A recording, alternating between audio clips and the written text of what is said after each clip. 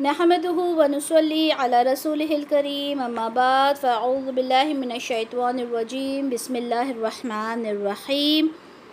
आज हमारी सूरह का नाम सूरतुल बय्यना है। बय्यना का मतलब होता है खुली दलील, किसी चीज़ को वाज़ेह तौर पर, क्लियर तौर पे बता देना। दलील पेश करते हैं ना, प्रूफ देते हैं किसी चीज़ का, तो वो खुली दलील है बय्यना। बय्यना का मतलब होता है किसी चीज़ की दलील देना, एविडेंस देना, प्रूफ देना। तो इस सूरह का नाम जो है वो सूरतुल बय्यना है। ये सूरह मक्की है या मदनी, इसमें इख्तिलाफ़ है। बाज़ का कहना है कि ये मक्की है, कुछ का कहना है कि ये मदनी है। ठीक है। अच्छा, ये सूरह जो है वो सूरह अलक़ और सूरह क़द्र के बाद आई है। इससे पहले हम देखें, क्योंकि हम तो उल्टा जा रहे हैं ना, तो ये सूरह अलक़ और सूरह क़द्र के बाद आई है। और अल्लाह ताला ने जो कुरान का जो नुज़ूल रखा वो एक अलग था, यानी कभी कोई सी आयत नाजिल हुई, कभी कोई सी आयत। लेकिन मुसहफ़ में अल्लाह ताला ने बहुत ही तरतीब के साथ ये सूरतें रखवाई हैं। सूरह अलक़ में सबसे पहली जो वही है इक़रा, है ना, वो वाली रखी। फिर उसके बाद सूरह क़द्र में कुरान कब नाजिल हुआ वो बताया, और उसी के बाद सूरह बय्यना रख दी गई ताकि हमें ये पता चले कि ये यहाँ पर जो कुरान नाजिल हुआ उसके साथ एक रसूल का भेजना क्यों ज़रूरी था। ये भी तो हो सकता था ना कि अल्लाह ताला कुरान को भेज देते और बातें क्लियर हो जाती, लेकिन अल्लाह ताला ने उसके साथ एक रसूल को भी भेजा। सबसे पहले वालेकुम अस्सलाम वरहमतुल्लाहि वबरकातुहू।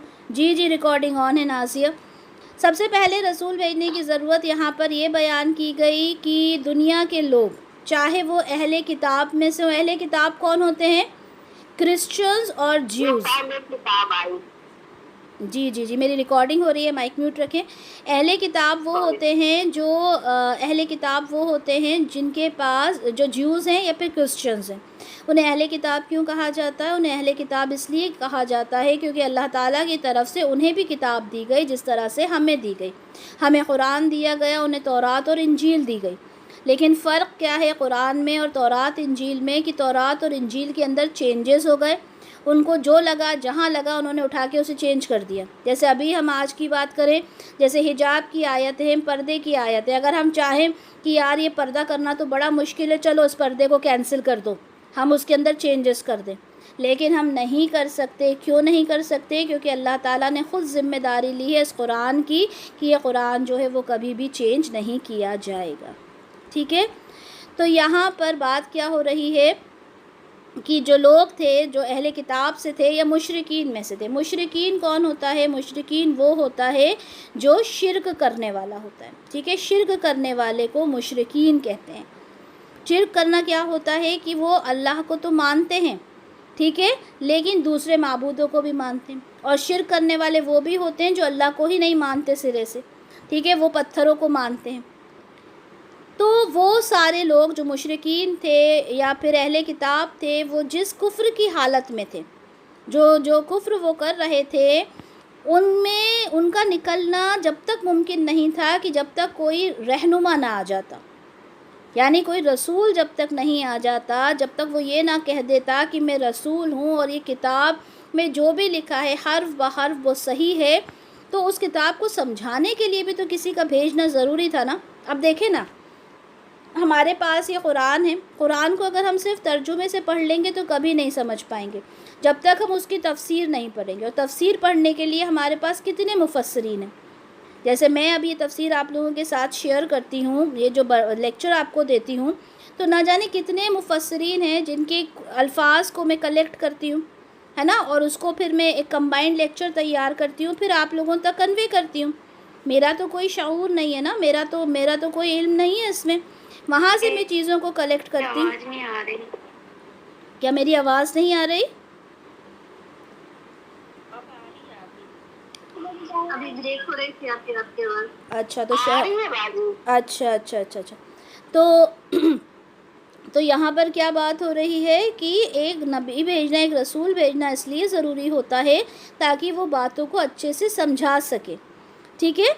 वो लोगों के सामने अल्लाह की किताब और उसकी असली और सही जो सूरत है उसमें सारी बातों को बता सके, और ताकि वो ये भी कर सके, ये भी ज़रूरत थी कुरान के साथ रसूल भेजने की कि जो पुरानी किताबें थीं اس کے اندر جو یہود اور نصارہ نے جو چینجز کرے تھے، یہود یعنی جیوز، نصارہ یعنی کرسچنز، تو جو جیوز نے اور کرسچنز نے جو چینجز کر لیے تھے اپنی تورات میں، اپنی بائبل میں، تو رسول اللہ نے آ کر ان سب کو بتایا کہ دیکھو یہ چیزیں غلط ہیں جو تم نے کی ہیں۔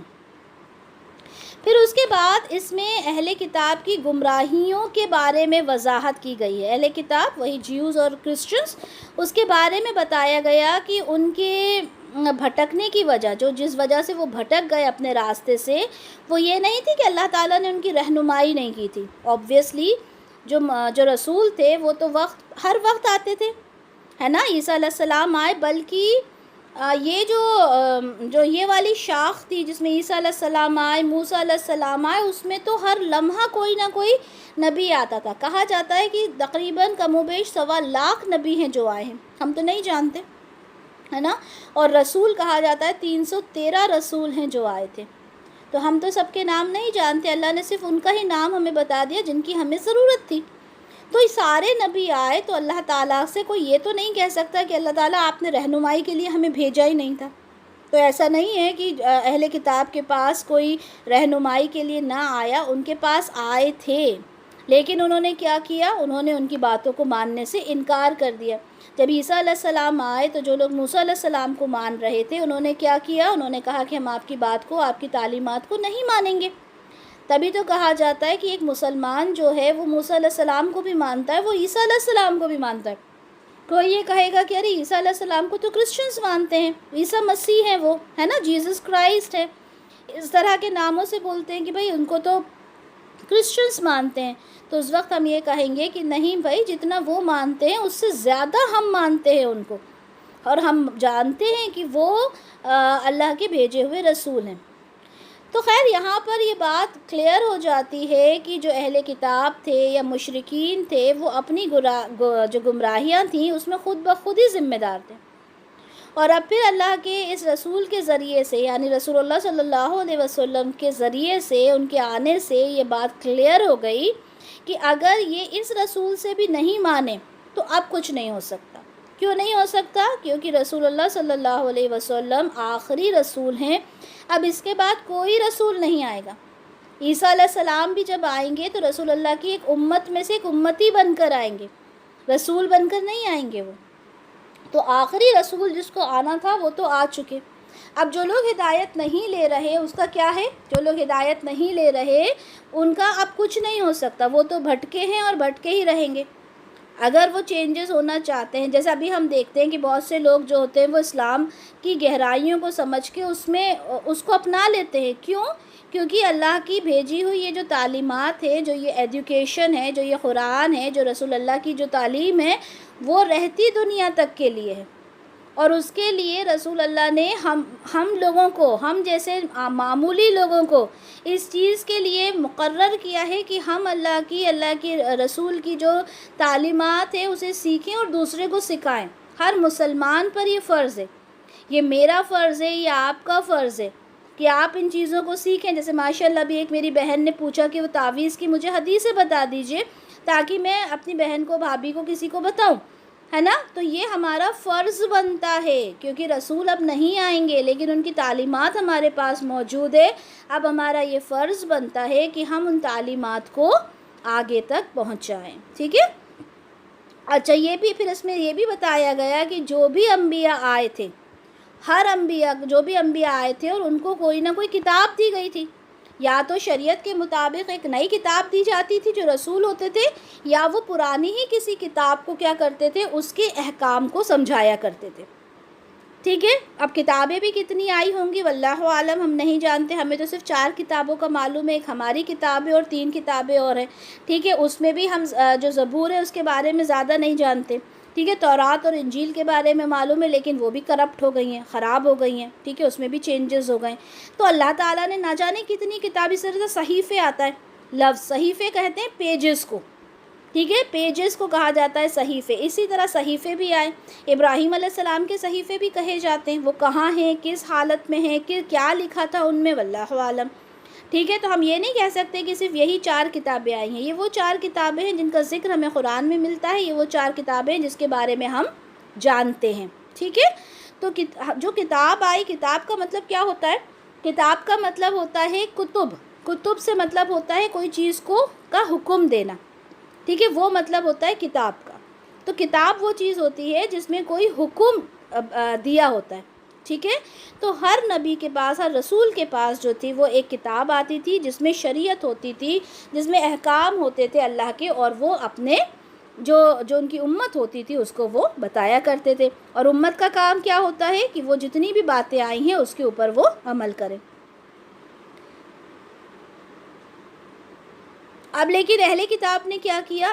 اہل کتاب نے یہ کیا کہ جو بھی تعلیمات تھی ان کے رسولوں کے ذریعے سے جو ملی تھی اس کو کیا کیا؟ اسے پس پشت ڈال دیا۔ پس پشت ڈالنے کا مطلب کیا ہوتا ہے؟ اپنی پیٹھوں کے پیچھے، اپنے بیک کے پیچھے، یعنی ابھی ہمیں دیکھنا ہی نہیں ہے اس میں کیا ہے۔ پس پشت ڈالنے کا مطلب یہ ہوتا ہے۔ پھر اس میں آخری میں یہ سمجھا دیا گیا کہ دیکھو جو بھی ان چیزوں سے انکار کرے گا اس کا ٹھکانہ جہنم ہے۔ تو یہ پوری سورہ ہے۔ چلے ہم آیت وائز دیکھ لیتے ہیں۔ لم یکن الذین کفروا، نہیں تھے وہ جنہوں نے کفر کیا۔ کفر کرنے کا مطلب کیا ہوتا ہے؟ انکار کرنا، ہر چیز کا انکار کرنا، چاہے وہ آخرت کا ہو، چاہے پہلے رسولوں کا ہو، چاہے کتابوں کا ہو، ہے نا، اللہ کا، اللہ کے رسول کا تو ہے ہی، باقی چیزوں کا بھی انکار کرنا۔ تو نہیں تھے وہ لوگ جنہوں نے کفر کیا، من اہل الکتاب والمشرکین، اہل کتاب میں سے اور مشرکین میں سے، دونوں کا نام لیا ہے یہاں پر، ٹھیک ہے۔ منفکین یعنی باز آنے والے، ٹھیک ہے، وہ باز آنے والے نہیں تھے، حتیٰ یہاں تک کہ تأتیہم البینہ، ان کے پاس بینہ آ جائے۔ یعنی اہل کتاب اور مشرکین جب تک باز نہیں آ سکتے تھے جب تک کہ ان کے پاس کلیئر ایویڈنس، کلیئر پروف نہ آ جائے۔ رسول من اللہ یتلو صحفا مطہرہ، رسول ایک، یہاں پہ صاف بتا دیا کہ بینہ کیا ہے؟ ایک رسول ہے جو یتلو، جو پڑھتا ہے، تلاوت کرتا ہے، کس کی؟ صحفم کی۔ صحفہ کیا ہوتا ہے؟ پیجز، پیج، صحیفہ، صحف، پیجز، جمع، پلورل۔ تو صحفم مطہرہ یعنی مطہرہ، طاہر، پاک، پاک جو پیجز ہیں ان کی وہ تلاوت کرتا ہے، کس کی؟ قرآن کی، ہے نا۔ فیہا کتب قیمہ، اس کے اندر وہ ایک کتب ہے، لکھا ہوا ہے، اس میں کتب کہا کہتے ہیں لکھے ہوئے کو، اس میں لکھا ہے قیمہ، احکام مضبوط، قیمہ کہتے ہیں مضبوط کو، اس میں مضبوط احکام لکھے ہوئے ہیں۔ وما تفرق الذین اوتوا الکتاب الا من بعد ما جاءتهم البینہ، اور جن لوگوں کو کتاب دی گئی تھی انہوں نے تفرقہ نہیں کیا تھا مگر اس کے بعد جب ان کے پاس بینہ آ چکی تھی۔ وما اور نہیں، تفرق کیا، مطلب ڈفرینشیٹ کیا، تو انہوں نے کیا کیا کہ اوتوا الکتابہ، کتاب میں کیا کیا ان لوگوں نے؟ چینجز کرنا شروع کر دیے۔ الا من بعد ما جاءتکم البینہ، اس کے بعد کہ ان کے پاس کھلی دلیل آ گئی تھی، ان کے رسول ان کے پاس آ گئے تھے، لیکن اس کے باوجود انہوں نے کیا کیا؟ انہوں نے تفرقہ کیا، اس کے اندر چینجز کیے۔ وما امروا الا ليعبدوا الله مخلصين له الدين حنفاء، اور نہیں حکم دیا مگر ليعبدوا اللہ، عبادت کریں اللہ کی، مخلصین، مخلص ہو کر، خالص ہو کر۔ کیا حکم دیا؟ ہر نبی نے، ہر رسول نے کیا حکم دیا؟ عبادت کرنا ہے اللہ کی، مخلصین، مخلص ہو کر، لہ الدین حنفاء، یعنی ایک، حنفاء، حنیفہ کس کو کہتے ہیں؟ ایک مطلب بالکل یکسو ہو کر، ایک ڈائریکشن میں رہ کر۔ ایک مسلمان کیا کرتا ہے؟ وہ ایک ڈائریکشن میں رہ کر، یکسو ہو کر، بالکل ایک اللہ کی عبادت کرتا، نہ وہ ادھر دیکھتا نہ ادھر دیکھتا، وہ ہے صحیح مسلمان۔ تو یہاں پر اللہ تعالیٰ کیا کہہ رہے ہیں کہ ہر رسول نے، ویسے یہاں پہ بات رسول اللہ کی ہو رہی ہے کہ انہوں نے کوئی حکم نہیں دیا، الا لیعبدوا اللہ مخلصین لہ الدین حنفاء، انہوں نے کیا حکم دیا کہ اللہ کی عبادت کرنا ہے، کس طرح سے کرنا ہے وہ بھی بتا دیا۔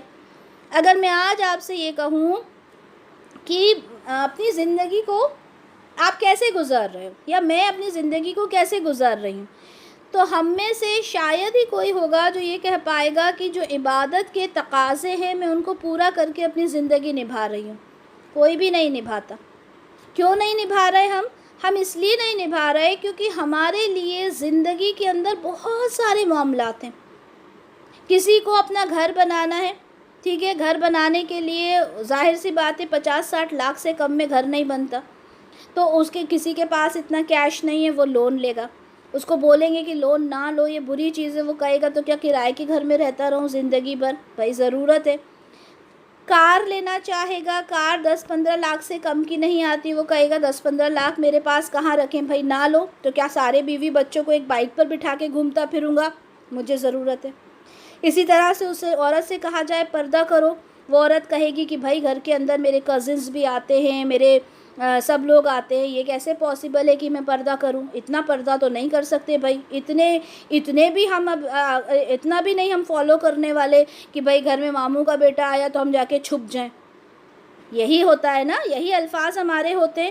تو اللہ معاف کرے ہمیں کہ جو عبادت کی کا جو صحیح میننگ ہے اس میں سے بہت ہی کم لوگ ہوں گے جو اس کو فالو کر رہے ہیں. اپنے خواہشات نفس کو دبا کر جو انسان زندگی گزارے وہ صحیح معنوں میں عبادت کر رہا ہے. تو یہاں پر کیا کہا گیا؟ جو عبادت کرتا ہے اللہ کی مخلص ہو کر، وَيُقِيمُونَ الصَّلَاةَ وَيُؤْتُوا الزَّكَاةَ. اب دیکھیں یہاں پر عبادت کرنا، خالص عبادت کرنا اللہ کی یہ الگ کہا، اور نماز قائم کرنا، زکوٰۃ ادا کرنا الگ کہا گیا. اب مجھے ایک بات کا جواب دیجئے کہ اگر یہ ایک ہی چیز ہوتی جو ہم کہتے ہیں کہ بھائی بڑا عبادت گزار ہے، اور عبادت گزار میں ہم کیا کہتے ہیں؟ نمازی ہے، زکوٰۃ ادا کرتا ہے، بہت عبادت گزار ہے.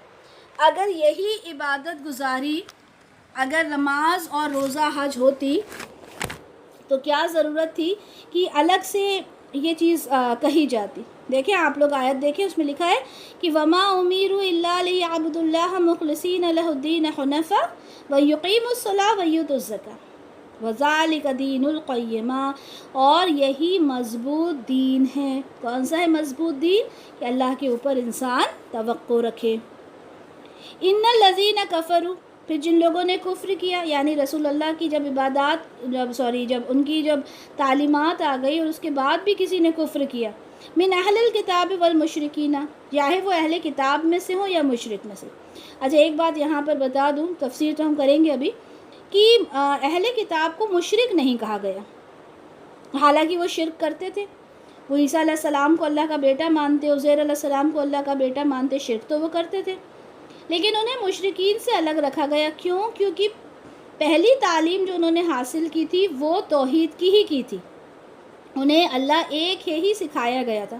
بعد میں وہ شرک میں مبتلا ہوئے، لیکن مشرکین وہ تھے جو اللہ کو مانتے ہی نہیں ہیں. ٹھیک ہے، وہ پوری طرح سے شرک میں ملوث ہوتے ہیں. تو اہل کتاب کو مشرک نہیں کہا گیا. ٹھیک ہے، تو یہاں کیا کہا گیا؟ مگر وہ لوگ جنہوں نے کفر کیا، چاہے وہ اہل کتاب میں سے ہوں چاہے وہ مشرکین میں سے ہوں، فی نار جہنم خالدین فیہا، وہ کیا رہیں گے؟ جہنم کی آگ میں رہیں گے. نار کہتے ہیں آگ، جہنم ہم سب جانتے ہیں. خالدین فیہا، وہ اس میں رہیں گے. ٹھیک ہے، خالدین رہیں گے، فیہا اس میں، وہ اس میں رہیں گے. اولئک ہم شر البریہ، اور وہ کیا ہیں؟ شر البریہ ہیں، بڑی بری مخلوق ہیں وہ. ٹھیک ہے، ان الذین آمنوا وعملوا الصالحات، وہ لوگ جو ایمان لے کر آئے، جنہوں نے نیک عمل کیا. اچھا دیکھیں، ایمان کے ساتھ ہمیشہ نیک عمل آتا ہے، اور نیک عمل کے اوپر ہم الحمدللہ بہت اچھے سے ڈسکشن کر چکے ہیں کہ نیک عمل کیا ہوتا ہے. تو وہ لوگ جنہوں نے ایمان لے کر آئے، جنہوں نے نیک عمل کیا، اولئک ہم خیر البریہ، وہی کیا ہے؟ ان کے لیے خیر ہے. وہ خیر البریہ وہ نیک مخلوق ہے. کون؟ جو ایمان والے ہیں اور جنہوں نے نیک عمل کیے. جزاؤہم عند ربہم جنات عدن تجری من تحتها الانہار خالدین فیہا ابدا. جزا ان کے رب کے نزدیک کیا ہے؟ جو لوگ نیک عمل کرتے ہیں، جنات ہیں، عدن یعنی باغ، جنت کے باغ ہیں ان کے لیے. من تحت الانہار خالدین فیہا، اس کے نیچے سے نہریں بہتی ہوں گی. جنت کا ایک تذکرہ جب بھی قرآن میں ہوتا ہے اس میں ایک ہلکا سا بتا دیا جاتا ہے کہ وہ ایک ایسی جنت ہوگی جہاں پہ نہریں بہتی ہوں گی. کیونکہ ہم دیکھیں جب بھی کسی پکنک اسپاٹ پر ہم جاتے ہیں تو وہاں پانی ضرور ہوتا ہے، تو اللہ تعالیٰ نے ایک مختصر سا بتا دیا کہ وہ اتنی خوبصورت جگہ ہوگی جہاں نہریں بہتی ہوں گی. خالدین فیہا ابدا، وہ اس میں ہمیشہ رہیں گے. ٹھیک ہے، اس میں ہمیشہ رہنے والے ہیں. رضی اللہ عنہم ورضوا عنہ، راضی ہو گیا اللہ ان سے اور وہ اللہ سے راضی ہو گئے. ذالک لمن خشی ربا، اس لیے جو اپنے رب سے ڈرنے والے ہیں. اللہ تعالیٰ ہم دیکھیں کیا کرتے ہیں، ہم جب بھی صحابہ کا نام لیتے ہیں تو ہم کیا بولتے ہیں؟ عمر رضی اللہ عنہ، یعنی راضی ہو گیا اللہ ان سے. دنیا میں ہی ان کو یہ بشارت دے دی گئی تھی صحابہ کو کہ اللہ ان سے راضی ہو گیا. رضی اللہ عنہا، راضی ہو گیا اللہ. صحابیہ کے لیے انہا آتا ہے، ہا کہتے ہیں ہر کے لیے، ہے نا، اور ہو کہتے ہیں حص کے لیے. تو اللہ تعالیٰ ان سے راضی ہو گیا. تو یہاں پر اللہ تعالیٰ نے دنیا میں ہی بشارت دے دی کہ جو لوگ نیک عمل کرتے ہیں، اللہ کے بتائے ہوئے راستے پر چلتے ہیں، ان سے اللہ راضی ہو جائے گا. اور اس کا صحیح اگزامپل ہے ہمارے صحابہ.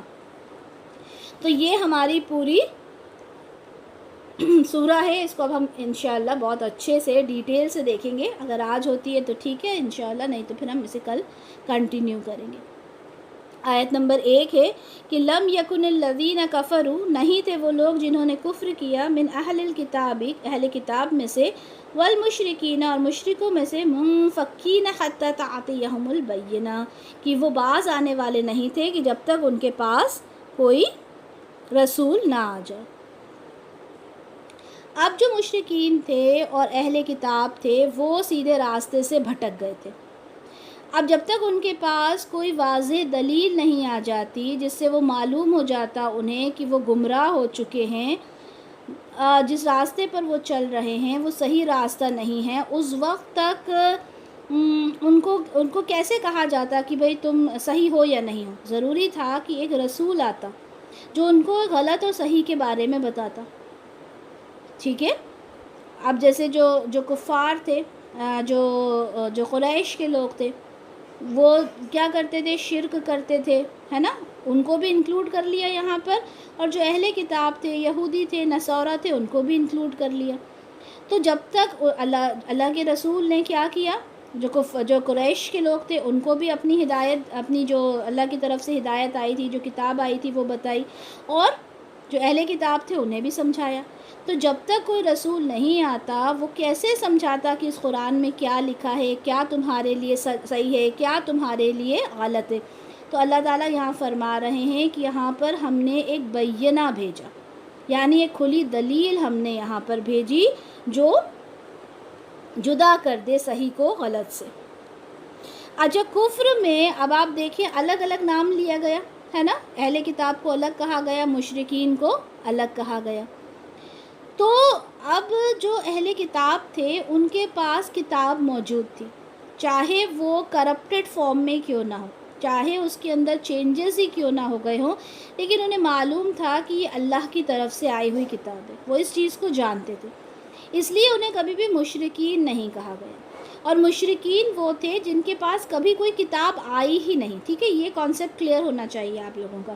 مشرکین وہ تھے جن کے پاس کوئی رسول نہیں آیا، کوئی کتاب آئی ہی نہیں تھی. اوکے. تو لیکن اگر ہم کہیں اہل کتاب کی بات، تو اہل کتاب نے شرک کیا. جیسے میں نے ابھی بتایا کہ وہ عیسیٰ علیہ السلام کو اللہ کا بیٹا مانتے تھے. وہ کہتے تھے 3 خداؤں میں سے ایک خدا اللہ ہے، معاذ اللہ. وہ کہتے تھے عیسیٰ علیہ السلام، مریم علیہ السلام اور تیسرا اللہ.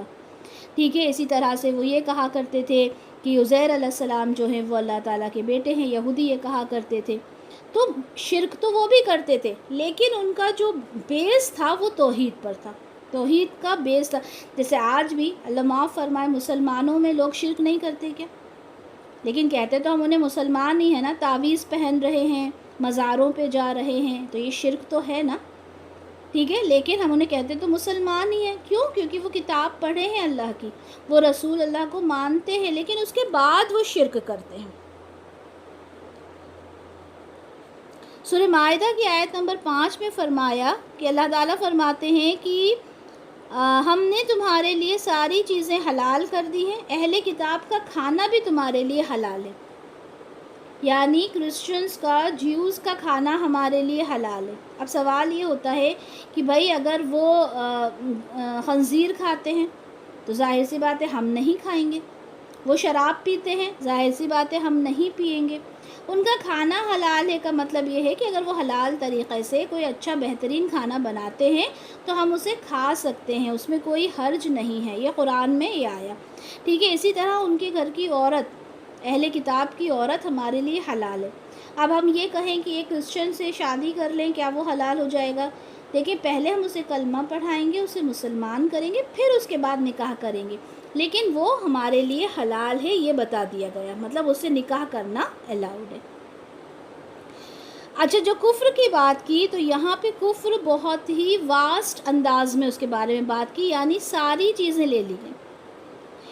جیسے کہ کوئی ہوتا ہے جو ایک سرے سے اللہ کو ہی نہیں مانتا، کوئی ہوتا ہے اللہ کو مانتا ہے لیکن اللہ کو واحد معبود نہیں مانتا، وہ کہتا ہے نہیں اللہ بھی ہے اور دوسرے بھی ہیں، ہے نا، جیسے کرسچنز کہتے ہیں کہ 3 ہیں معاذ اللہ۔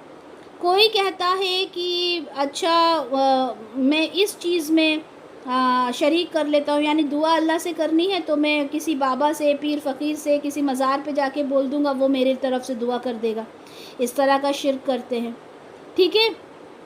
کوئی کہتا ہے کہ میں اچھا موسیٰ علیہ السلام کو تو مانتا ہوں، عیسیٰ علیہ السلام کو نہیں مانتا۔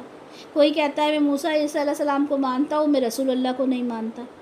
تو کسی بھی طرح کا کفر ہو سکتا ہے، یہاں پر اللہ تعالیٰ نے تمام طرح کے جو کفر ہیں وہ یہاں پر انکلوڈ کر لیے، ٹھیک ہے، سارے کفر کسی بھی طرح، یا کہ یعنی جو ہمارے وہ 6 جو ہم مانتے ہیں نا، جو ایمان میں ہمارے جو 6 تقاضے ہم پورے کرتے ہیں، جو ہمارے عقائد ہیں 6، کہ اللہ پہ بھی ایمان لانا ہے، رسولوں پر بھی، کتابوں پر بھی، آخرت پر بھی، اچھی بری تقدیر پر بھی، مرنے کے بعد دوبارہ زندہ ہونے پر بھی، ان 6 کے 6 تقاضوں کو اگر ہم پورا کرتے ہیں تو ہم صحیح معنوں میں ایمان والے ہیں، نہیں تو اگر ہم کسی بھی ایک چیز کا کفر کرتے ہیں، انکار کرتے ہیں، تو ہم مومن نہیں ہوں گے۔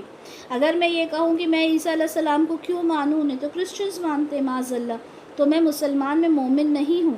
اگر میں یہ کہوں کہ بھائی جو کچھ ہوگا دیکھا جائے گا، دنیا میں ہی سب کچھ کر لو، آخرت کا کس نے دیکھا، تو میں صحیح معنوں میں ایمان والی نہیں ہوں، ٹھیک ہے۔ صرف اللہ کو مان لیا، رسول اللہ کو مان لیا تو میں ایمان والی ہو گئی؟ نہیں، مجھے سارے تقاضوں کو پورا کرنا ہوگا۔ تو یہاں پر کہا گیا کہ جو لوگ کفر کر رہے ہیں ان سے باہر، اس کفر سے باہر نکلنے کی کوئی دوسری صورت نہ تھی کہ جو ایک نبی ہے وہ آتا اور وہ اپنی تعلیمات سے صحیح اور غلط کی تمیز سکھا کے جاتا، وہ بتا دیتا کہ یہ چیز صحیح ہے اور یہ چیز غلط ہے۔ لیکن رسول اللہ کی تعلیمات کے بعد بھی یہ نہیں تھا کہ ہر انسان جو تھا وہ صحیح راستے پر ہی آ جاتا۔ اگر ایسا ہوتا تو کرسچینٹی اور یہ جو جیوز ہے وہ ہوتے ہی نا۔ ایسا ہوا کیا؟ نہیں نا، جس نے ماننا تھا اس نے مانا، جس نے نہیں ماننا تھا اس نے نہیں مانا۔ ہر انسان تو مسلمان نہیں ہو گیا نا، اللہ نے جس کو ہدایت دی، لیکن کوئی یہ شکایت نہیں کر سکتا کیونکہ اللہ تعالیٰ نے شعور دیا، سمجھ دی کہ انسان سمجھ سکتا ہے۔ روشن دلیل آنے کا مطلب یہی ہے کہ اللہ تعالیٰ نے اپنے طور پر بتا دیا کہ دیکھو یہ صحیح ہے، یہ غلط ہے، اب تم نے اس کے اکارڈنگ چلنا ہے۔ اللہ تعالیٰ مطلب اس کا ایک مطلب یہ بھی جو بتایا گیا کہ اس دلیل کی غیر موجودگی میں تو اس کا اس حالت سے نکلنا ممکن ہی نہیں تھا، یعنی جب تک واضح دلیل نہیں آئی تب تک تو مشکل ہی تھا، نکل ہی نہیں سکتا تھا، کیونکہ کون بتانے والا تھا۔ اگر ہم اپنی بھی بات کریں، اگر قرآن نہیں ہوتا، اللہ کے رسول کی احادیث نہیں ہوتی تو ہمیں کیسے پتہ چلتا کہ آئی براؤز نہیں بنوانا، ہمیں کیسے پتہ چلتا ٹیٹوز بنوانا غلط ہے، ہمیں کیسے پتہ چلتا کہ نمازیں کس طرح پڑھنا ہے، ہمیں کیسے پتہ چلتا حجاب کیسے کرنا ہے، ہمیں کیسے پتہ چلتا رمضان کے روزے رکھنا ہے، ہمیں تو کچھ نہیں پتہ چلتا۔ لیکن جس نے بھی اس بینہ کو، اس روشن دلیل کو ایکسیپٹ کر لیا، انشاءاللہ وہ جنت میں جائے گا۔ آیت نمبر 2 دیکھتے ہیں، رسول من اللہ یتلو صحفا مطہرہ، ایک رسول اللہ کی طرف سے آیا، یعنی رسول اللہ صلی اللہ علیہ وسلم اللہ کی طرف سے آئے، جنہوں نے کیا کیا، جو صحف تھے، جو پیجز تھے، یعنی اللہ کی طرف سے جو وحی آتی تھی اس کو پڑھتے تھے، اس کے احکام کو پڑھتے تھے اور لوگوں کو بتا دیتے۔ اب یہاں پر رسول اللہ کو کہا گیا کہ رسول اللہ ہی بینہ ہے، وہ جو خاص دلیل کی بات کی جا رہی ہے، روشن دلیل کی بات کی جا رہی ہے، وہ روشن دلیل کون سی ہے؟ وہ روشن دلیل رسول اللہ ہے، ٹھیک ہے۔ کیونکہ دیکھیں آپ کی جو زندگی ہے وہ ایک بہترین اگزامپل ہے ہمارے لیے. آپ کا اخلاق، آپ کا بیوی کے ساتھ آپ کا کس طرح کا ریلیشن شپ تھا، بچوں کے ساتھ آپ کیسے تھے، پڑوسیوں کے ساتھ آپ کیسے تھے، صحابہ کے ساتھ کیسے تھے، دشمن کے ساتھ کیسے تھے، آپ کا تجارتی معاملہ کیسا تھا. ہم جانتے ہیں نا جب خدیجہ رضی اللہ عنہا سے آپ کا نکاح ہوا تو آپ اتنے ایماندار تھے اور آپ نے تجارت میں اپنی ایمانداری کے ایسے جو کوالٹیز تھیں وہ دکھائی تھیں کہ جو خدیجہ رضی اللہ عنہا تھی وہ امپریس ہو گئی تھی اور پھر شادی کا پیغام بھیجا تھا. تو آپ کے جو اخلاق تھے وہ تو بہترین تھے، بیسٹ جو ہم کہہ سکتے ہیں بیسٹ سے بیسٹ تھے. تو آپ اتنے زیادہ ایک کمال درجہ کے ایک اخلاق والے انسان تھے کہ آپ کو بینہ بنا کے اللہ تعالیٰ نے بھیجا، مشرکین کے بیچ میں بھی اور اہل کتاب میں بھی. اب یہاں پہ لفظ آیا ہے صحیفے، ہے نا، صحف. تو صحیفے کا مطلب ہوتا ہے لکھے ہوئے پیجز. ٹھیک ہے، لکھے ہوئے پیجز کو صحیفے کہا جاتا ہے. لیکن اگر ہم قرآن کی اصطلاحات میں دیکھیں، قرآن کے ٹرم میں دیکھیں تو انبیاء کے اوپر جتنی بھی کتابیں نازل ہوئیں انہیں صحیفہ کہا جاتا ہے. ہم نے دیکھا نا یہاں پہ صحیفہ لفظ آیا. لیکن ابھی یہ سوال ہو سکتا ہے کہ رسول اللہ پہ تو وہی جو نازل ہوئی وہ قرآن کہا جاتا ہے، اسے تو ایک کتاب ہے وہ تو صحیفہ مطلب ہوتا ہے وہ کوئی بھی جو احکام ہیں جو رسولوں کے اوپر نازل ہوئے اسے صحیفہ بھی اللہ تعالیٰ نے کہا ہے.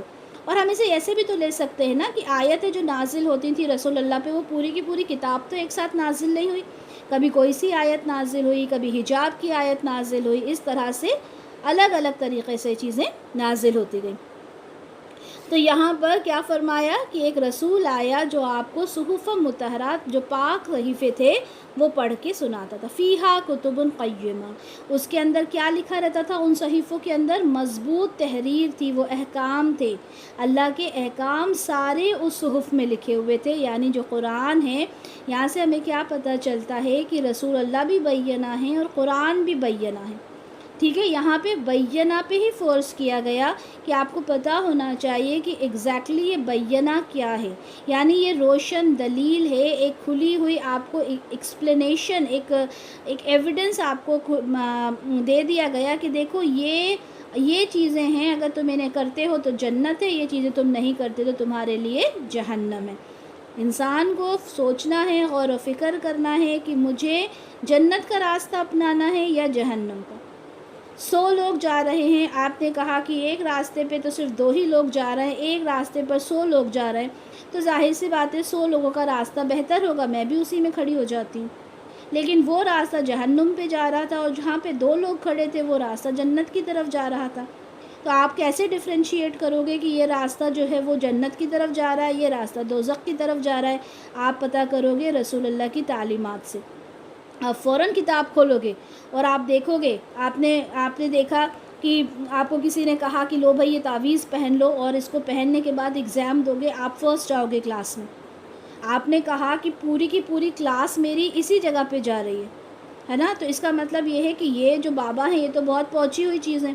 ٹھیک ہے، اور نہیں جانے والے وہاں پر صرف 1 یا 2 بچے ہیں جنہوں نے کہا کہ نہیں ہم تو نہیں جائیں گے کیونکہ ہمارا ایمان ہمیں اس بات کے لیے الاؤ نہیں کرتا. اب آپ نے کہا کہ 100 بچے جا رہے ہیں اسی راستے پر تو میں بھی تو اسی راستے پر جاؤں نا، وہ راستہ زیادہ بہتر ہوگا.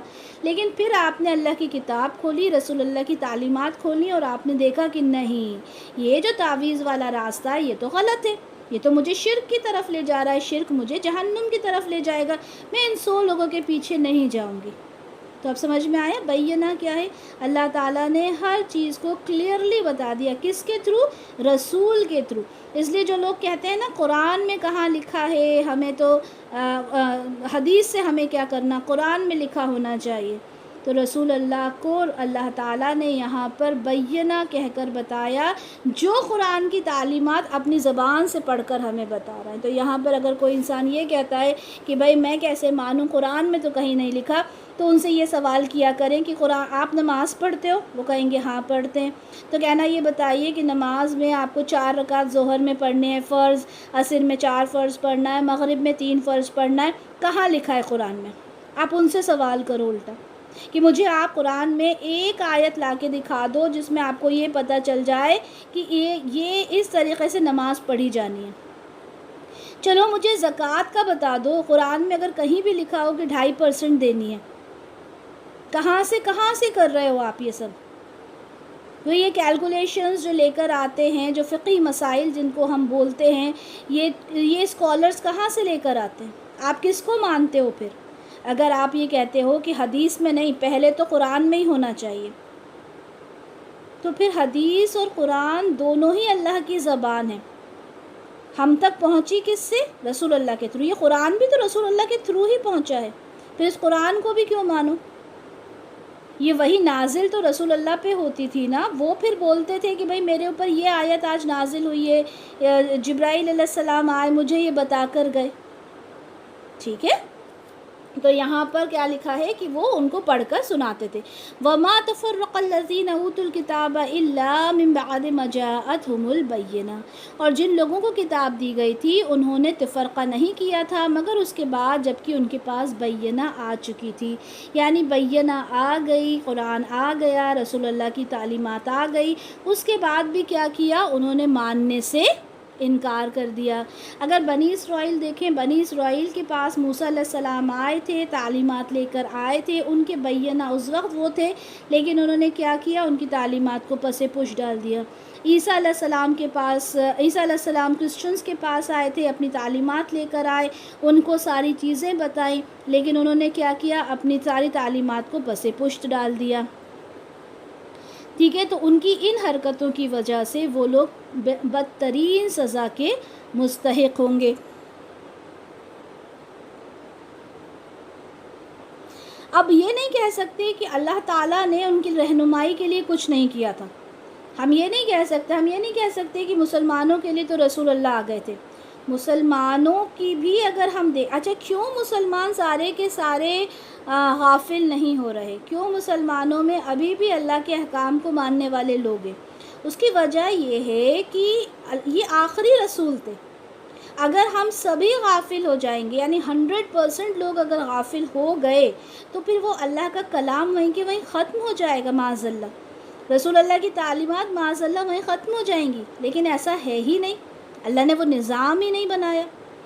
اللہ نے تو قیامت تک کے لیے اس قرآن کو باحفاظت رکھنے کا فیصلہ کیا، اور رسول اللہ کی تعلیمات کو قیامت تک کے لیے ہمارے لیے محفوظ کر کے رکھ دیا، ٹھیک ہے؟ تو یہاں پہ چینجز کیوں ہوئے؟ جو اہل کتاب تھے یا مشرکین تھے اس میں کیوں ہوئے؟ کیونکہ ان کے پاس ایک موقع تھا کہ رسول اللہ آئے، اپنی تعلیمات لے کر آئے، اور انہوں نے بتایا کہ تم جو کچھ کر رہے ہو وہ غلط ہے۔ اب اگر وہ مان جاتے تو وہ بھی مسلمان ہو جاتے، لیکن انہوں نے نہیں مانا، تو وہ جو جیوز تھے وہ جیوز ہی رہے، جو کرسچنز تھے وہ کرسچنز ہی رہے، جو شرک پہ تھے وہ شرک پر ہی رہے۔ ہم یہ نہیں کہہ سکتے آج کہ تمام مسلمان جو ہیں وہ بالکل پوری طرح سے توحید پر ہیں، ہم نہیں کہہ سکتے، کیونکہ مسلمانوں میں جو فتنہ پھیلا ہوا ہے، مسلمان جو غلط راستوں پر چل رہے ہیں، وہ آپ اور ہم سب جانتے ہیں، ٹھیک ہے؟ آج مسلمان کا جو حال ہو رہا ہے وہ آپ اور ہم سب جانتے ہیں، لیکن اللہ نے وعدہ کیا ہے، اللہ کا یہ وعدہ ہے، یہ قرآن میں محفوظ رکھوں گا، اور یہی وجہ ہے کہ اس کی اتنی نافرمانیاں لوگ کر رہے ہیں، اس کے باوجود بھی یہ قرآن ایز اٹ از ہمارے پاس موجود ہے۔ ضرورت یہ ہے کہ ہم اس قرآن کو سمجھیں، ضرورت یہ ہے کہ اس قرآن کے اندر جو احکام دیے ہوئے ہیں ان کو ہم فالو کریں، لیکن اللہ ہمیں معاف فرمائے، ہم کرتے کیا ہیں؟ ہم ان کی تعلیمات کو پس پش ڈال دیتے ہیں، ہم ان کی آیات کو پس پش ڈال رہے ہیں، جس طرح سے جو اہل کتاب تھے ان کے پاس ہوتا کیا تھا؟ تختیاں ہوتی تھیں، ٹھیک ہے؟ تختیوں کے اوپر آیات لکھی ہوتی تھیں، اور کوئی ان سے، یہ بھی ہم تفسیر میں ہی پڑھیں گے انشاءاللہ، ان کے پاس جب کوئی سوال کرنے آتا اور وہ دیکھتے کہ اس کو فتویٰ چاہیے، ٹھیک ہے، فتویٰ چاہیے ہوتا تھا، وہ کیا کرتے تھے؟ اس تختی کو ہاتھوں سے مٹا دیا کرتے تھے، اور اس پر اسی کے اکارڈنگ آیت لکھ دیا کرتے تھے جیسی وہ چاہتا تھا۔ اور اللہ معاف فرمائے، آج بھی اس طرح کے فتاویٰ ظاہر ہو رہے ہیں، اس طرح کے جو مفتی ہیں وہ فتاویٰ دے رہے ہیں، جو یہ لگتا ہے کہ اگر ایک سمجھنے والا ہوتا ہے، ہم اگر تھوڑی سا بھی شعور رکھیں، ہم تھوڑی سی بھی عقل رکھیں، تو ہم ان چیزوں کو سمجھ جاتے ہیں کہ نہیں یار، یہ چیز تو غلط ہے، یہ تو اللہ کے احکام کے اگینسٹ جا رہی ہے. اب وہ آیت تو چینج نہیں کر سکتے، کیا کرتے ہیں وہ میننگ میں چینجز کر دیتے ہیں. اسی لیے کہا جاتا ہے کہ کبھی بھی ترجمے والا قرآن آپ پڑھیں، تفسیر والا قرآن آپ پڑھیں تو پہلے معلوم کر لیں کہ جو اس کا مفسر ہے، جس نے اس کو اس کی جو تفسیر کی ہے وہ صحیح ہے. کیونکہ آیت میں تو نہیں ہو سکتا، لیکن آپ اور ہمارے اندر اتنی نالج تو نہیں ہے کہ ہم اس کی پوری جو گرامیٹیکل انالیسس ہے وہ کر سکیں یا ہم اس کو سمجھ سکیں. جیسے آج ہی جب میں لیکچر کر رہی تھی تو اس میں ایک آیت تھی جو امہات المومنین کے لیے، یعنی رسول اللہ کی جو ازواج ہیں انہیں، وہ ہماری مائیں ہیں، ان کے لیے نازل ہوئی تھی. تو انہوں نے، وہ کافی اچھے اسکالر ہیں، انہوں نے یہ کہا کہ یہ جو آیات ہیں یہ امہات المومنین کے لیے نازل ہوئی تھی، اس سے ہماری عورتوں کا کوئی مطلب نہیں ہے. میں سن کے بڑی حیران ہوئی کہ اگر امہات المومنین کے لیے تھی کہ گھروں کے اندر رہو اور اس طرح سے رہو، یہ کرو، اور تم سے کوئی مانگے تو پردے میں دو، تو پھر کیا عورت کیا کرے؟ پھر نارمل عورت کسی بھی طرح گھر سے باہر نکل جائے. تو یہ میرا شعور مجھے اجازت نہیں دے رہا تھا کہ میں اس چیز کو مانوں. تو یہ کب ہوتا ہے؟ جب ہم اس پہ غور کرتے ہیں. ایسا نہیں ہے کہ ہر اسکالر کو ہم یوٹیوب پر سنیں اور ہم کہیں کہ یہ تو بہت بہترین اسکالر ہے، چلو اس نے کہا تو مان لیں. پتہ ہے ہم کب مانتے ہیں؟ ہم جب مانتے ہیں جب وہ ہمیں اس سے فائدہ ہو رہا ہو. میں چاہتی تو میں اس آیت کو لے لیتی اور میں کہتی کہ ہاں بھائی وہ تو خالی امہات المومنین کے لیے ہے، ہم تو جس طرح سے چاہیں نکل سکتے ہیں، کیونکہ ہمارے لیے اتنا زیادہ پردہ نہیں آیا، یہ تو ان کے لیے آیا تھا. ٹھیک ہے، انہوں نے یہ کہا کہ بھائی یہ پردے گھر کے اندر رہنا تو امہات المومنین کے لیے تھا، آپ نکل سکتی ہیں. تو اگر آپ کے اندر ذرا بھی شعور ہوگا تو آپ کیا کہیں گی کہ یار نہیں، اس میں کچھ تو گڑبڑ ہے نا، کچھ تو اس میں غلط ہے. تو اس کے لیے آپ کو شعور کی ضرورت ہے. تو جب بھی تفسیر ہم نے پڑھنا ہے، کیا کرنا ہے؟ ایک بہت بہترین ہم نے دیکھنا ہے کہ جو تفسیر ہمیں جس کی بھی ہم پڑھ رہے ہیں وہ سمجھدار اتنا ہو کہ بہترین طریقے سے اس نے اپنی تفسیر کی ہو. تو یہاں پر کیا کہا گیا کہ جو فرقے بنے ہوئے تھے، جو اہل کتاب تھے یا مشرکین تھے، انہوں نے کیا کیا کہ ان کے پاس جتنی بھی رہنمائی کے لیے، جتنے بھی جو پیغمبر آیا پیغام لے کر اللہ تعالیٰ کا، اسے کیا کیا؟ پس پش ڈال دیا، اور وہ لوگ سمجھنے کے لیے تیار نہیں ہوئے. اب یہاں پہ جب رسول اللہ آئے اور انہوں نے بتایا تو یہاں پر بھی یہ بات کلیئر نہیں ہو گئی کہ سارے کے سارے لوگ ہدایت پر آ جائیں گے، نہیں، بلکہ اللہ تعالیٰ کے لیے یہ بات کلیئر ہو گئی کہ بھائی دیکھو، میں نے تو اپنی طرف سے حجت قائم کر دی، میں نے اپنی طرف سے رسول بھیج دیا، اپنی تعلیمات تم کو بھیج دی، اب تم اسے مانتے ہو یا نہیں مانتے ہو یہ تمہارے نظریے پر ہے. لوگ یہ کہتے ہیں کہ بھائی ہدایت دینے کا کام تو اللہ کا ہے، اب اللہ ہی ہدایت نہیں دے رہا تو میں کیا کروں؟ تو اس بات کو اس طرح سے لیں کہ اللہ تعالیٰ نے انسان بنائے اور جانور بنائے. اب انسان جب روڈ پر چلتا ہے تو اس کو ہارن بھی سنائی دیتا ہے، وہ آگے کا گڈھا بھی دیکھتا ہے، وہ سنبھل کے نکلتا ہے. لیکن ایک جانور کیا ہوتا ہے؟ جانور جب چلتا ہے تو وہ نہ تو ہارن کی آواز سنے گا، ہٹے گا نہیں، ہے نا، یا کبھی راستے میں گاڑی کے نیچے آ کے مر جاتا ہے. کیوں؟ کیونکہ اللہ تعالیٰ نے اس کو وہ شعور نہیں دیا. جب ہمیں اللہ نے شعور دیا ہے تو ہم نے ہدایت کو بھی کس طرح سے لینا ہے یہ ہمیں معلوم ہونا چاہیے. نیکسٹ آیت دیکھتے ہیں، وَمَا أُمِرُوا إِلَّا لِيَعْبُدُوا اللَّهَ مُخْلِصِينَ لَهُ الدِّينَ حُنَفَاءَ. یہ میں نے آپ کو ابھی ٹرانسلیشن میں بھی بتا دیا کہ انہیں یہ حکم نہیں ہوا تھا کہ وہ بندگی کریں. مطلب ان کو کیا حکم ہوا تھا کہ صرف بندگی کرنا ہے اللہ کی مخلص ہو کر.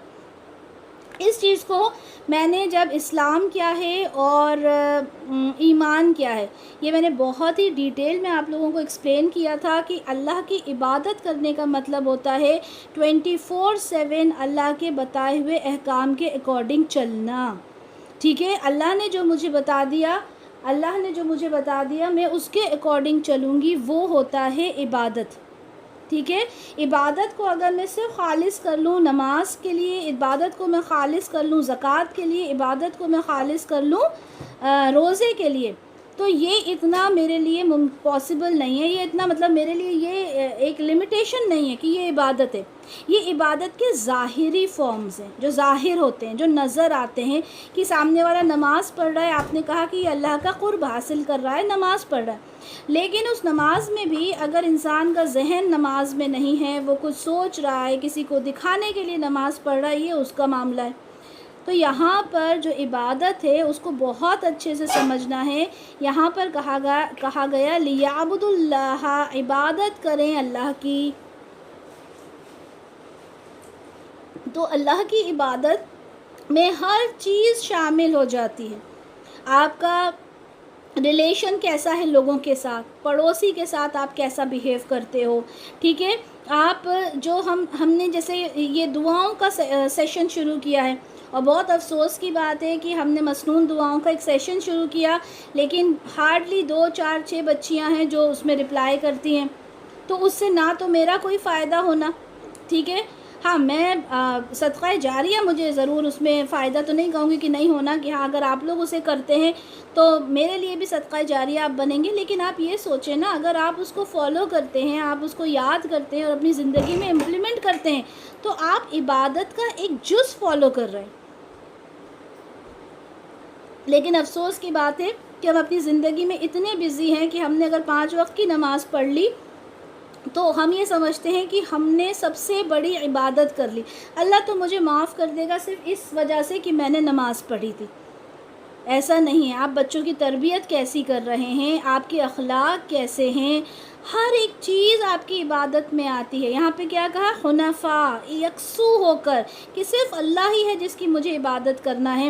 میں کسی مزار پہ نہیں جا رہی، میں کسی فقیر پیر کے پاس نہیں جا رہی، میں بدعت نہیں کر رہی. کیونکہ جو بدعت کرنے والا ہے، ہم نے دیکھا تھا کہ وہ جو حوض کوثر ہے وہاں تک نہیں جا پائے گا، وہاں کا پانی تک نہیں پی پائے گا، ٹھیک ہے. تو میں کسی طرح کی بدعت تو نہیں کر رہی. انشاءاللہ بدعت کے اوپر بھی ہم ایک لیکچر کریں گے. پھر اس کے بعد کہا یقیم الصلاۃ و یؤتوا الزکاۃ، جو قائم کرتے ہیں نماز کو. اچھا، نماز کے ساتھ ہمیشہ قائم لفظ آتا ہے، کیونکہ ایک تو ہوتا ہے نماز پڑھنا اور ایک ہوتا ہے نماز کو قائم کرنا. نماز کو قائم کرنا ہوتا ہے خشوع اور خضوع کے ساتھ نماز پڑھنا، کہ نماز کا وقت ہو گیا، میں نماز اچھے سے پڑھ رہی ہوں اور میں یہ سوچ کے پڑھ رہی ہوں کہ اللہ میں تیرے سامنے کھڑی ہوں، میں یہ کہہ رہی ہوں کہ ایاک نعبد و ایاک نستعین، اللہ تیری ہی عبادت کر رہی ہوں، تجھ سے ہی مدد چاہ رہی ہوں. میں اس چیز کو لٹرلی سمجھ رہی ہوں، میں اس کی ڈیپتھ کو سمجھتی ہوں. اللہ تعالیٰ جب میں سجدے میں ہوں تو سب سے زیادہ تیرے قریب ہوں. جب میں ان سارے تقاضوں کو پورا کر رہی ہوں، جب میں سمجھ رہی ہوں، تب میں کہہ سکتی ہوں وَيُقِيمُ الصَّلَاةَ، ٹھیک ہے، وَيُؤْتُوا الزَّكَاةَ، اور زکوٰۃ ادا کرتے ہیں. وَذَلِكَ دِينُ الْقَيِّمَةِ، یہی تو ہے ہمارا دین. ہم دین کو کیا سمجھ کے رکھا ہے؟ ہم نے ہماری مرضی سے ہم جیسے چاہیں گزاریں وہ دین ہے؟ ہرگز نہیں. بلکہ دین تو یہ ہے کہ جب ہم بہترین طریقے سے اللہ کی یکسو ہو کر عبادت کریں، نماز پڑھیں، زکوٰۃ، یعنی یہ الگ چیزیں ہیں، ٹھیک ہے، نماز پڑھیں، زکوٰۃ دیں، یہی بہترین دین ہے. ان الذین کفروا من اہل الکتاب والمشرکین فی نار جہنم خالدین فیہا، جو لوگ کفر کریں گے چاہے وہ اہل کتاب میں سے ہی کیوں نہ ہو، ٹھیک ہے، انہوں نے اللہ کو مانا تھا، اہل کتاب نے اللہ کو مانا تھا، لیکن رسول اللہ کو نہیں مانا. یعنی جو 6 کانسیپٹس تھے ایمان کے، اسے کمپلیٹ تو نہیں کیا نا انہوں نے رسول اللہ کو نہیں مانا، تو وہ کیا ہو جائیں گے؟ وہ ایمان والے ہو ہی نہیں سکتے. اور جو مشرک ہیں، ٹھیک ہے، جنہوں نے اللہ کے ساتھ شرک کیا، ان کے لیے کیا ہے؟ فی نار جہنم، ان کے لیے جہنم کی آگ ہے، خالدین فیہا، وہ اس میں رہیں گے. اچھا دیکھیں، یہاں پر آیا ہے خالدین فیہا، آگے آیا ہے جنت کے لیے آیا ہے خالدین فیہا ابدا، وہ اس میں ہمیشہ رہیں گے. جہنم کے لیے آتا ہے وہ اس میں رہیں گے. اللہ بہتر جانتا ہے، اللہ کسی چیز پہ نواز دے، ٹھیک ہے، ہم نہیں جانتے. تو یہاں پر ایک ڈفرنس آیا ہے کہ اللہ تعالیٰ کہتے ہیں کہ جو اہل کتاب میں سے ہیں، جو مشرکین ہیں، وہ جہنم میں رہیں گے، اور جنت کے لیے آتا ہے کہ ہمیشہ رہیں گے. ایک بار جنت میں گئے تو نکل نہیں سکتے وہاں سے. وہاں یہ نہیں ہوگا کہ ایک بار چلے گئے تو وہاں سے کوئی چیز یاد آئی کہ ارے یہ کچھ ہو گیا تھا، معاذ اللہ، تو انہیں لاؤ جنت میں سے نکال دو. نہیں، ایک بار گھس گئے تو گھس گئے. لیکن یہاں پر کیا کہا گیا؟ خالدین فیہا اولئک ہم شر البریہ، وہ سب سے بری مخلوق ہیں، ٹھیک ہے. اور اگر ہم دیکھیں تو جو شرک ہے وہ بہت بڑا گناہ ہے. اللہ تعالیٰ ہر چیز کو معاف کر دے گا، شرک کو معاف نہیں کرے گا. صحیح بخاری کی حدیث ہے 5764، اور ایک مسند احمد کی حدیث ہے 44. وہ بھی دیکھتے ہیں کہ 2 واجب کر دینے والی خصلتیں ہیں جو آدمی اللہ تعالیٰ کو اس حال میں ملا کہ وہ اس کے ساتھ کسی چیز کو شریک نہ ٹھہراتا ہو تو وہ جنت میں داخل ہو جائے گا. جو انسان اللہ کے ساتھ کسی چیز کو نہیں ملاتا عبادت میں وہ جنت میں داخل ہو جائے گا، اور کوئی انسان ایسا ہو جو اللہ سے اس حال میں ملا، یعنی اس حال میں اس کی موت ہوئی کہ وہ اس کے ساتھ شرک کرتا تھا، تو وہ جہنم میں داخل ہو جائے گا۔ بہت ہی کلیئر الفاظ میں یہاں پر بتا دیا گیا کہ جو شرک نہیں کرتا وہ جنت میں جائے گا، جو شرک کرتا ہے وہ جہنم میں جائے گا۔ کلیئر کر دی بات۔ ان الذین آمنوا وعملوا الصالحات اولئک هم خیر البریہ۔ اچھا، قرآن کا یہ اسلوب رہا ہے، قرآن کا یہ طریقہ رہا ہے کہ جب بھی قرآن کے اندر جنت کی بات آتی ہے فوراً جہنم کی بات آتی ہے، جہنم کی بات آتی ہے فوراً جنت کی بات آتی ہے۔ ایسا نہیں کہ آپ ڈر جاؤ، ڈر کے آپ سہم جاؤ، فوراً اللہ جنت کا تذکرہ کر دیتا ہے۔ اور ایسا نہ ہو کہ جنت کی باتیں سن کر آپ اتنا اترا جاؤ کہ آپ جہنم کو ہی بھول جاؤ۔ تو اللہ دوزخ اور جنت اور جہنم دونوں کو سائملٹینیسلی اس کے بارے میں بیان کرتا ہے۔ فوراً کہہ دیا کہ ان الذین آمنوا، جو ایمان لے کر آئے، وعملوا الصالحات، جنہوں نے نیک عمل کیے، اور وہ لوگ کیا ہیں؟ وہ بہترین مخلوق ہیں۔ سلسلۃ الصحیحہ کی حدیث ہے 2864 کہ رسول اللہ صلی اللہ علیہ وسلم کے پاس دو بدو آئے۔ ایک نے کہا، اے اللہ کے رسول، کون سا شخص بہتر ہے؟ آپ نے فرمایا، اس شخص کے لیے خوشخبری ہو جس کی عمر لمبی ہوئی، اس نے نیک اعمال کیے، جس نے نیک عمل کیے اس کے لیے بہتری ہے، اس کے لیے خوشخبری ہے۔ دوسرے شخص نے کہا، کون سا عمل بہتر ہے؟ بہترین عمل کی جو بات کی، تو اچھا عمل ہے کون سا؟ تو رسول اللہ نے کہا، بہترین عمل یہ ہے کہ تم دنیا سے اس طرح جاؤ کہ تمہاری زبان اللہ کے ذکر سے تر ہو، یعنی اللہ کا ذکر کرنا سب سے بہترین عمل ہے۔ اور عمل صالح کے لیے تو ہمارے پاس بہت ساری قرآن میں آیتیں آئیں۔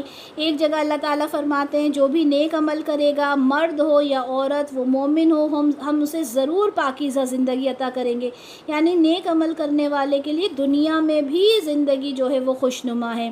اسی طرح سورہ کہف میں فرمایا کہ جو لوگ ایمان لائے، جنہوں نے نیک عمل کیے، بلا شبہ جو اچھا عمل کرتے ہیں ہم ان کا اجر ضائع نہیں کرتے۔ ایک اور جگہ اللہ تعالیٰ فرماتے ہیں، جو ان میں سے ایمان لائے اور نیک عمل کریں گے ان کے لیے بہترین جزا ہے اللہ کی طرف سے۔ اسی طرح ایک اور جگہ ہے کہ جو توبہ کرتے ہیں، جو ایمان لے کر آتے ہیں، جو نیک عمل کرتے ہیں، وہ جنت میں داخل ہو جائیں گے، ان پر کوئی زیادتی نہیں ہوگی۔ اسی طرح ایک اور جگہ اللہ نے فرمایا، پھر جو نیک عمل کرے گا بشرطے کہ وہ مومن ہو، ٹھیک ہے، بشرطے کہ وہ مومن ہو، تو اس کے عمل کی ناقدری نہیں کی جائے گی، اور ہم اسے لکھ رہے ہیں۔ میں اتنی تیزی میں اس لیے جا رہی ہوں کیونکہ الحمدللہ ہم نے ان ساری چیزوں کو بہت ہی کلیئرلی دیکھا ہے نا، ہم نے بہت اچھے سے ساری چیزوں کو سمجھا ہے۔ نیک عمل کے اوپر بھی ہم نے بہت ہی ڈیٹیل میں بات کی تھی کہ اللہ تعالیٰ نیک عمل کرنے والے کے عمل ضائع نہیں کرے گا، لیکن لیکن لیکن وہ مومن ہونا چاہیے، پہلی کنڈیشن ہے مومن ہونا چاہیے۔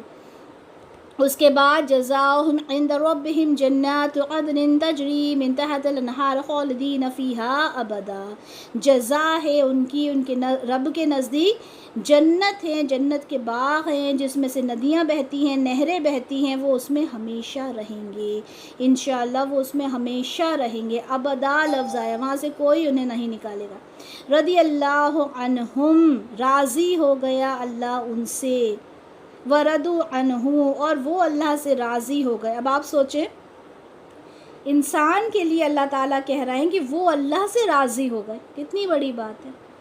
ہم اللہ سے راضی ہو گئے، ہم کون ہوتے ہیں، ہماری کیا اوقات کہ ہم اللہ سے راضی ہو جائیں، لیکن یہاں پہ کیا لفظ آیا کہ وہ اللہ سے راضی ہو گئے۔ ذالک لمن خشی ربا، یہ اس لیے خشیہ یعنی ڈرتے تھے، کیونکہ وہ اپنے رب سے ڈرتے تھے۔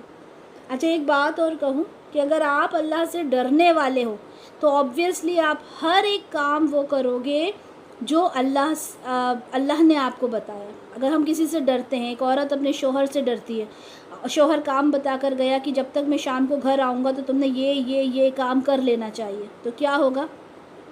عورت وہ سارے کام کر کے رکھے گی۔ کیوں؟ کیونکہ عورت اپنے شوہر سے ڈرتی ہے۔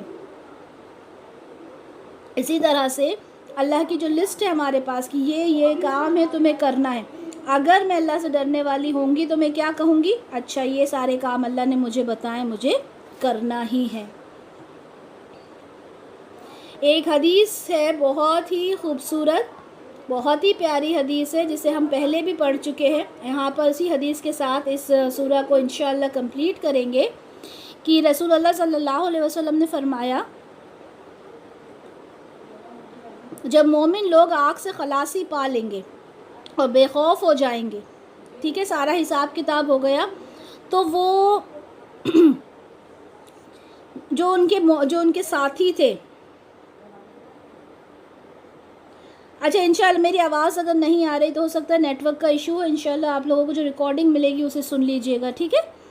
تو یہاں پر کہا کہ جب وہ لوگ آگ سے خلاصی پا لیں گے تو کیا ہوگا، ان کے جو دوست ہوں گے وہ دیکھیں گے کہ یہ تو ایمان والا تھا، لیکن اپنے کچھ گناہوں کی وجہ سے وہ جہنم میں چلے گئے، تو وہ اللہ سے سفارش کریں گے کہ اللہ تعالیٰ انہیں آپ نکال دیں، تو اللہ تعالیٰ کیا کریں گے، اللہ تعالیٰ ان کو جہنم میں سے نکال دیں گے، ٹھیک ہے۔ کچھ ایسے ہوں گے جن کی پنڈلیاں جل گئی ہوں گی، کچھ ایسے ہوں گے جن کے ٹخنے جل گئے ہوں گے، ٹھیک ہے، لیکن دھیرے دھیرے دھیرے کر کے اللہ تعالیٰ ان کو نکالتے چلے جائیں گے۔ پھر کچھ ایسے ہوں گے جن کے اندر تھوڑا بہت بھی ایمان ہوگا، اللہ تعالیٰ ان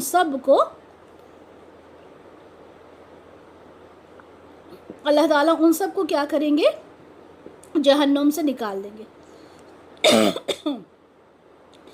پھر اس کے بعد کیا ہوگا کہ اللہ تعالیٰ کہے گا کہ فرشتوں نے سفارش کی، انبیاء نے سفارش کی، مومنین نے سفارش کی، اب ارحم الراحمین باقی رہ گیا۔ اللہ آگ میں سے ایک مٹھی یا 2 مٹھی ایسے لوگوں کی بھر کر نکالے گا جنہوں نے کبھی کوئی نیکی نہیں کی ہوگی۔ اب دیکھیں اللہ تعالیٰ کیا کہہ رہے ہیں کہ ہر انسان نے سفارش کر لی اور میں نے اس کے حساب سے نکال دیا، اب میں بچاؤں۔ سبحان اللہ، اللہ کہے گا میں بچاؤں نا نکالنے کے لیے۔ اللہ تعالیٰ مٹھی بھر کے یا 2 مٹھی بھر کے لوگوں کو نکالے گا، اور جسے آب حیات کہا جاتا اس سے انہیں نہلایا جائے گا۔ تو کیا ہوگا، وہ بالکل ایسے ہو جائیں گے جیسے موتی ہوتے ہیں، یا جیسے کچرے میں سے کوئی دانہ نکل کر آتا ہے، اس طرح سے وہ ہو جائیں گے۔ یہ اللہ کی مہربانی ہوگی، ٹھیک ہے۔ ان کے جسم موتی کی طرح ہو جائیں گے، ان کی گردنوں میں مہر لگی ہوگی، اور یہ اللہ، ان کو لکھا ہوگا کہ یہ اللہ کے آزاد کردہ ہیں، ان کو اللہ نے آزاد کیا۔ ان سے کہا جائے گا جنت میں داخل ہو جاؤ، جس چیز کی تم تمنا کرو گے، جس چیز کو تم دیکھو گے وہ تمہارے لیے ہو جائے گی۔ جنت والے کہیں گے یہ رحمان کے آزاد کردہ ہیں، انہیں اللہ نے آزاد کیا ہے، انہوں نے کسی عمل اور کسی نیکی کے بغیر انہیں جنت میں داخل کر دیا۔ اب اللہ بہتر جانتا ہے کہ وہ کون لوگ ہوں گے جنہیں اللہ کو ان کی کون سی ادا پسند آ جائے گی کہ اللہ تعالیٰ انہیں معاف فرما دیں گے۔ ہم نہیں جانتے، ہم نہیں کہہ سکتے کہ اللہ تعالیٰ کو کیا چیز پسند آ جائے، بس شرک نہیں کرنا، اللہ کے ساتھ عبادت میں کسی کو نہیں، اس میں کسی کو شریک نہیں کرنا۔ اب آپ دیکھیں اللہ تعالیٰ انہیں آزاد کر دیں گے۔ وہ کہیں گے ہمارے رب تو نے ہمیں وہ دے دیا جو دنیا والوں میں سے کسی کو نہیں دیا، تو نے ہمیں بنا کسی نیکی کے ہمیں جنت ہمیں اعلیٰ جنتوں میں ہمیں مقام دے دیا، یہ تو دنیا کے کسی شخص کو نہیں دیا۔ اللہ تعالیٰ فرمائے گا کہ اس سے بھی بہتر ایک چیز ہے۔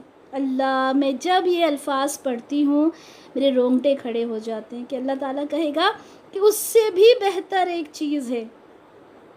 بندہ کہے گا اللہ تعالیٰ اس سے بہتر چیز کیا ہو سکتی ہے؟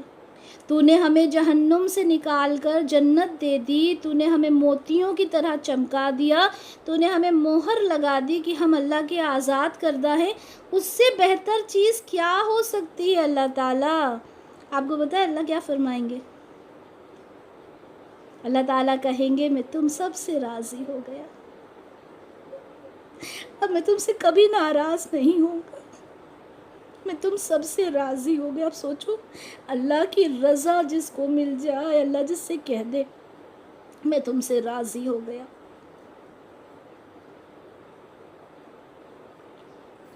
اس سے بڑھ کر کوئی چیز ہو سکتی ہے؟ اللہ اپنے بندے سے کہہ رہا ہے تمہیں اور ایک چیز دوں، بندہ کہے گا کیا؟ اللہ کہے گا میں تم سے راضی ہو گیا۔ میں کہتی ہوں جب دعا مانگو تو کچھ نہ مانگو، جنت نہیں، قبر کے عذاب سے تلافی نہیں، بلکہ مانگو اللہ تو مجھ سے راضی ہو جا۔ اللہ جب تو مجھ سے راضی ہو جائے گا تو مجھے دنیا میں کسی چیز کی ضرورت ہی نہیں ہے، اللہ تو راضی ہو گیا تو مجھے تو سب کچھ مل گیا۔ یہ وہی بات ہے کہ وہ بنا نیکی کے گیا اور اس کو اللہ نے کیا کہا؟ اللہ نے کہا میں نے تجھے آزاد کر دیا، اور اس سے کہا کہ بندے میں تجھ سے راضی ہو گیا۔ بس اللہ تعالیٰ ہم سے راضی ہو جائے، ہماری پریشانیوں کو دور کر دے۔ دنیا میں رہتے ہوئے آخرت میں پہنچ کر جب اللہ ہم سے راضی ہو جاتا ہے نا، تو پھر ہمیں کسی اور چیز کی ضرورت نہیں ہوتی۔ بس اللہ سے یہی دعا کریں، یہی ہم نے اللہ سے دعا کرنی ہے کہ اللہ تعالیٰ ہمارے تمام گناہوں کو معاف فرما کے ہمیں ایک بہتر ہمیں عبد بنا دے تیرا، ایک بہتر غلام بنا دے۔ جس طرح سے غلام صبح شام تیری حمد و ثنا بیان کرتا ہے اللہ تعالیٰ، تو ہمیں ایک بہتر عبد بنا دے۔ کیوں ہمارے جو دل ہیں اتنے ان پہ تالے پڑ گئے ہیں کہ ہم اتنی اچھی اچھی باتیں سنتے ہیں لیکن عمل نہیں کرتے؟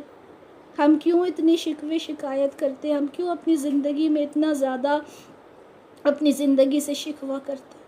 جبکہ اللہ تعالیٰ تو قیامت میں جب وہ کہے گا کہ بندے میں تجھ سے راضی ہو گیا، اس سے بڑھ کر تو کوئی بھی چیز ہی نہیں ہے کہ اللہ مجھے اتنی خوبصورت لگتی ہے یہ حدیث، میں جب اس کا یہ الفاظ پڑھتی ہوں کہ بندے میں تجھ سے راضی ہو گیا، بس اللہ ہم سے راضی ہو جائے، اس کے علاوہ چاہیے ہی نہیں کچھ۔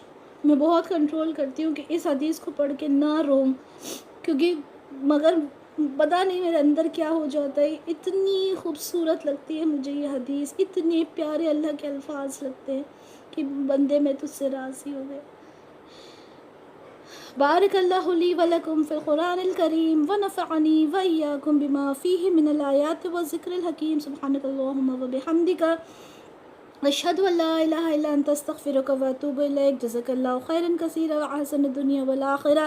السلام علیکم ورحمۃ اللہ وبرکاتہ۔